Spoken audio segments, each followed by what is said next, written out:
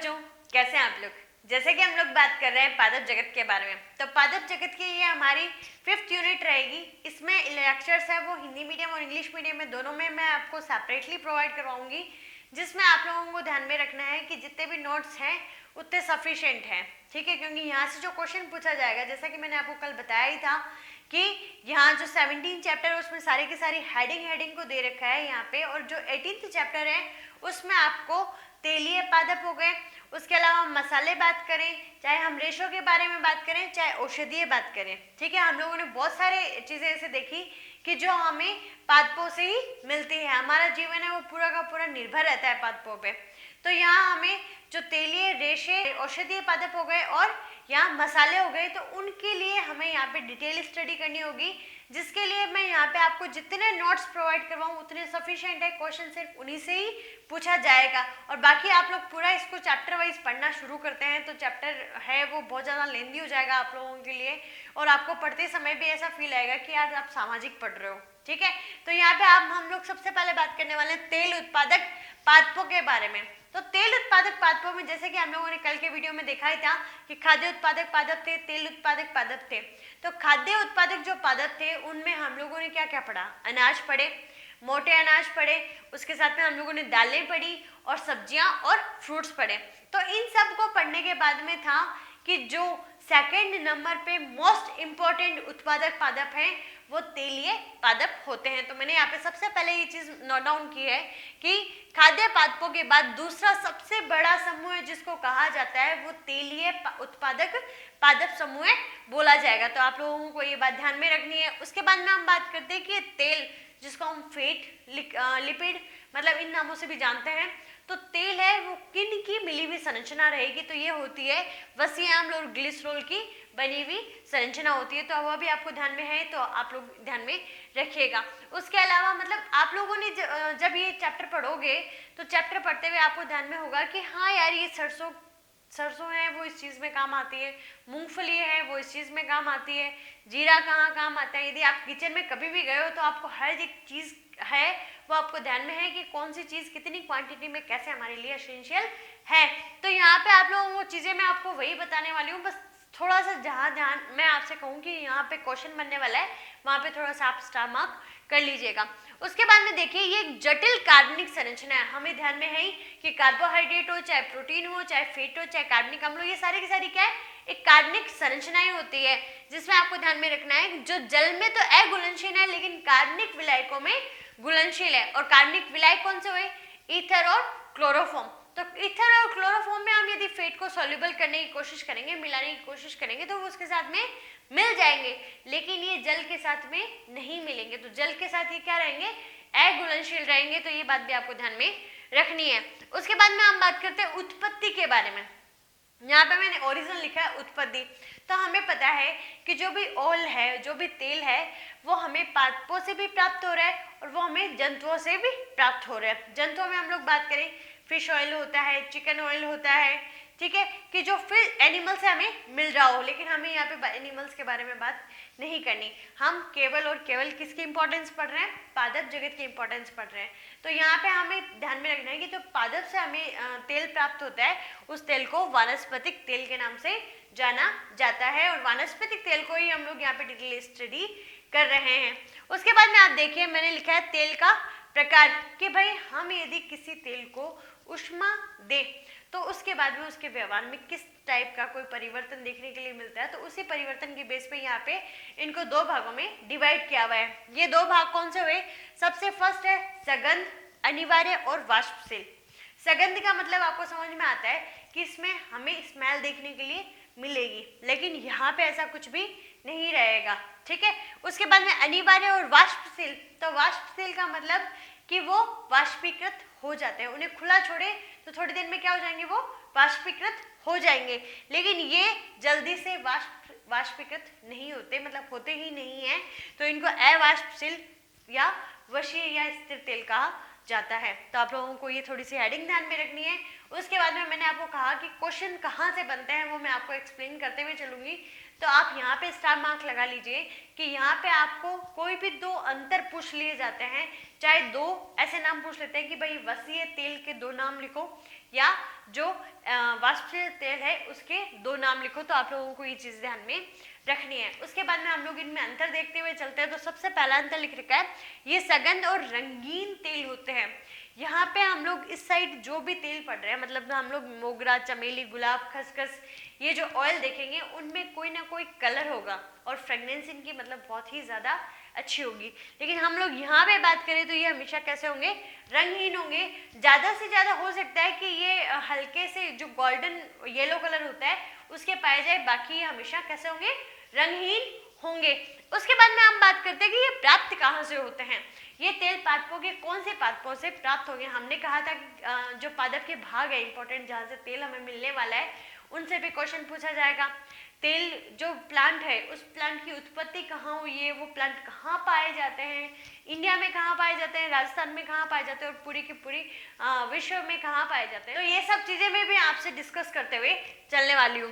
तो यहाँ पे आप देखिए मैंने लिखा है कि पुष्प के दल, पत्तियों तथा तने से ये प्राप्त होते हैं। आप लोगों ने मोस्टली नोटिस भी किया होगा कि कोई भी जो मान लो रोज ही है, ठीक है, ठीक है, मतलब इतनी अच्छी स्मेल आती है उससे, ठीक है, तो जो खुशबू रहती है, तो यहाँ पे हम बात कर सकते हैं कि यहाँ पे हमारी खुशबूदार जो पादप है वो फ्लावर से होगा। फ्लावर के अलावा लीफ से हो सकता है और स्टेम मतलब तने से हो सकता है, वहाँ से खुशबू बहुत ही अच्छी आती है। लेकिन आप लोगों ने बहुत बार नोटिस किया होगा कि हम किसी भी बीज को, ठीक है, कि हमने भाई किसी भी बीज ले ली और बीज को यूं सूंघ के देखा हो कि यार इसमें स्मेल आ रही है क्या, इसमें कोई खुशबू है क्या, तो नहीं होती। तो यहाँ पे आपको ध्यान में रखना है कि हमें बीजों से प्राप्त होते हैं, ठीक है, इतनी बात समझ में आ गई आपको। उसके बाद में ये तेल निकाला कैसे जाता है, तो ये तेल निकाला जाता है आसवन विधि के द्वारा। और आसवन विधि है वो आप लोगों ने फिजिक्स में बहुत अच्छे से पढ़ी रखी है, केमिस्ट्री में भी आप लोगों को पढ़ने के लिए मिलती है। तो आप लोगों को ध्यान में रखना है कि आसवन विधि के द्वारा जो वाष्पशील तेल है उसको निकाला जाता है। लेकिन यहाँ पे आसवन मेथड नहीं होता। यहाँ पे क्या होता है, यहाँ पे कुछ एक्सपेलर्स होते हैं, तो वो क्या काम करेंगे कि कुछ रोलर टाइप्स आप मान सकते हो कि भाई लोहे के रोलर्स हो गए या जो स्टील के रोलर्स होते हैं, उनके बीच में जो बीज है उनको पीसा जाता है, मतलब कूट काट के जो भी पीसा जाता है ना, तो ये सारे का सारा मेथड है वो यहाँ पे यूज होता है वसीय तेल को निकालने के लिए। मोस्टली आप लोग यदि गांव से बिलोंग करते हैं तो आप लोगों ने तिल का तेल निकालते हुए या सरसों का तेल निकालते हुए, जो मारवाड़ी में घाणी बोलते हैं, ठीक है, जहाँ पे बेलों को चला के या मशीन्स के द्वारा यहाँ पे जो तेल निकाला जाता है, तो यही हमारे यहाँ वसीय तेल का मेथड रहेगा निकालने का, ठीक है, मतलब कूट के पीस के दबा के जैसे भी है वो तेल को निकालना। उसके अलावा है कई जगह है कि कार्बनिक अम्लों के साथ में मिला के भी इसका तेल है वो निकाला जा सकता है, वो होता है बहिर्परासरण के रूप में। लेकिन 60 to 70% मेथड है वो जो कुटाई पिसाई वाला है ना, वही यूज करते हैं। तो आप लोग थोड़ा सा ध्यान में रखिएगा, बाकी ये क्वेश्चन नहीं पूछते आपसे। उसके बाद में ये वायु के संपर्क में आने के बाद में वाष्पीकृत हो जाते हैं। हमें एडिंग में ही पता चल गया, दोबारा लिखने की जरूरत ही नहीं थी। यह वायु में खुले रखने पर नमी तथा ऑक्सीजन के साथ में रिएक्शन करते हैं। नमी और ऑक्सीजन के साथ में किस तरह से रिएक्शन करेंगे और इनका जो व्यवहार है वो पुनः बदल जाएगा। तो व्यवहार कैसे बदलेगा, इन चार भागों के रूप में बदल जाएगा, जिसमें हम बात करें कि यदि हम किसी भी जो ऑयल है उसको खुला छोड़ रहे हैं, किसमें, वायु में हमने खुला छोड़ दिया, तो खुला छोड़ते हैं जैसे अलसी और सोयाबीन होते हैं, उनको हम शुष्कन तेल में लिखते हैं, मतलब उनके ऊपर एक पतली सी एक लेयर बन जाएगी, पतला सा स्तर बन जाएगा कि मतलब जो सूखा हुआ है, ठीक है, एक पतली सी थिन सी लेयर बन जाएगी, तो वो आपको ध्यान में रखना है। उसके बाद हम बात करते हैं अर्ध शुष्कन तेल। तो अर्ध शुष्कन तेल है, उनमें कंडीशन होती है कि यदि उनको बहुत लंबे समय के लिए हम खुला छोड़ें तो उसके ऊपर एक थिन सी लेयर बनेगी। उसके बाद में इसके जो एग्जाम्पल होंगे वो सूरजमुखी और तिल आपको ध्यान में रखने हैं। देन हम लोग बात करते हैं अशुष्कन तेल की। तो अशुष्कन तेल वो रहेंगे जो भाई कहीं पे भी रख दो वो कभी भी नहीं ड्राई होंगे, मतलब उसके ऊपर किसी भी टाइप की कोई ड्राई लेयर नहीं आएगी। अरंडी, सरसों और मूंगफली जो मोस्टली हम लोग कुकिंग ऑयल यूज करते हैं, ठीक है, किचन में आप लोगों ने देखे हैं, वो सारे के सारे अशुष्कन तेल ही होते हैं। देन हम लोग बात करते हैं वसा या चर्बी, ठीक है। तो नारियल का तेल है, अभी सर्दियों का टाइम चल रहा है तो मोस्टली डिब्बे में हमें जमा हुआ ही मिलेगा। तो जो नारियल और पाम ऑयल है वो हमें देखने के लिए मिलता है, मतलब वो जम जाते हैं, तो उसको हम चर्बी और वसा के रूप में देखेंगे। उसके बाद में हम बात करते हैं कि जो यहाँ पे सगंध तेल है बहुत अच्छे, लेकिन उसको हम खाद्य तेल के रूप में कभी भी उपयोग नहीं करते। तो यहाँ पे किसी तरह के कोई खाद्य तेल नहीं रहेंगे, लेकिन बहुत सारी ऐसी मिठाइयाँ या कुछ ऐसे हैं जिसमें हम कोई फ्लेवर यूज़ कर रहे हैं, वहाँ पे रोज तथा जो सिट्रस फ्रूट होते हैं तो उनका तेल है वो यूज़ किया जा सकता है। बाकी यहाँ पे जो एग्जाम्पल्स रहने वाले हैं वो रहने वाले हैं मोगरा, चमेली, गुलाब और खसखस। इसकी कहानी यहीं पे खत्म, हमें आगे इनको डिटेल में नहीं पढ़ना। लेकिन यहाँ पे आप लोग ध्यान में रखिएगा, जो खाद्य तेल पढ़ने वाले हैं तो खाद्य तेल में यहाँ होगा मूंगफली का तेल है, मोस्टली आपके किचन में देखने के लिए मिलता है। सोयाबीन हो गया, सरसों हो गया और सूरजमुखी, ठीक है। मोस्टली हम लोग यही तेल है वो कुकिंग ऑयल्स के रूप में यूज करते हैं, तो आप लोगों को ध्यान में रखना है और इनको हम डिटेल स्टडी भी करने वाले हैं। उसके बाद में हम बात करते हैं एग खाद्य तेल। एग खाद्य तेल मतलब जो खाए नहीं जाएंगे, तो उसमें एरंडी और नीम, मतलब कैस्टर ऑयल हो गया और जो नीम का ऑयल हो गया उसको हम खाने के लिए यूज नहीं करते, ठीक है। तो इनके यूजेस क्या रहेंगे? अब आप कहोगे कि मैम खाने के लिए यूज नहीं करते तो ये हमारे लिए इंपॉर्टेंट कैसे हुए? तो इनके जो भी यूजेस रहेंगे, मतलब इनके जो भी उपयोग रहेंगे, उसके अलावा इनका ओरिजिन कहाँ से हुआ, मेनली है कि 4 जो पादप रहेंगे जिसमें हम बात करने वाले हैं सरसों, मूंगफली, कैस्टर ऑयल और नारियल। इन 4 तेल के बारे में हम डिटेल स्टडी करने वाले हैं कि भाई इनकी उत्पत्ति कहाँ पे हुई, फिर है कि ये हमारे लिए कैसे इंपॉर्टेंट है, इन प्लांट्स की स्ट्रक्चर मतलब उसके प्लांट की संरचना कैसी होती है। उसके अलावा यहाँ पे हो गया कि फसल कौन सी है, रबी की फसल है, खरीफ की फसल है। तो इस तरह से हमें बहुत सारी चीज़ें हैं वो पढ़ते हुए चलना है।